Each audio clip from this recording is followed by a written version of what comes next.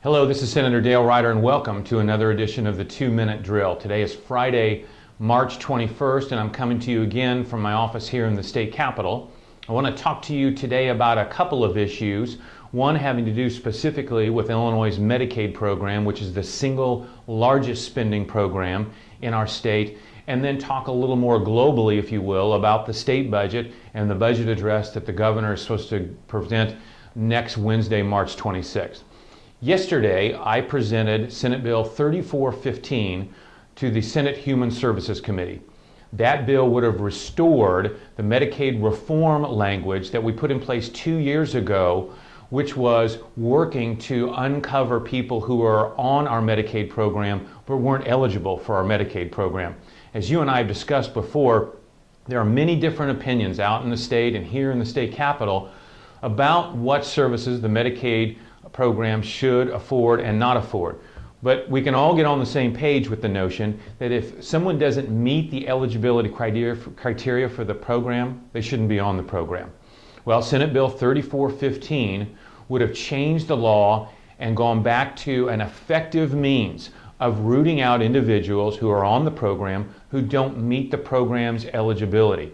This mechanism, which we had in the law previously before the governor's office and the Democrats repealed it, was working to see that almost 4 out of 10 people on the state's Medicaid program were found to be ineligible. 4 out of 10, which equates to a long-term savings about $1 billion a year that the taxpayers in the state are spending on a Medicaid program serving individuals who don't belong on the program.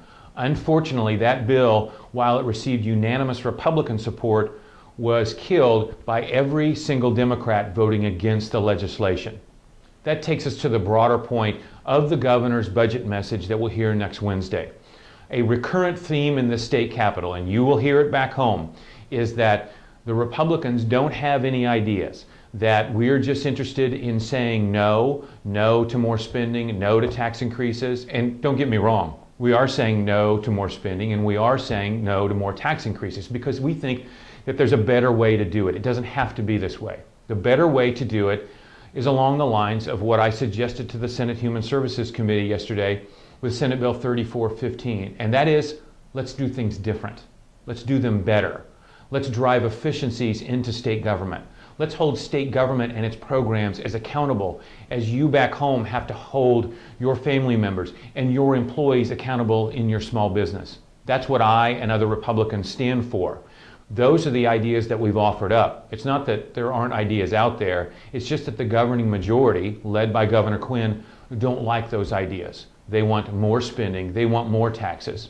Rest assured that myself and my colleagues, through the rest of this session and beyond, will continue to put forward ideas that drive efficiencies into state government, better, new ideas, finding ways to serve the needs of the citizens of this state who truly need our help, but doing that in as efficient and wise manner as possible.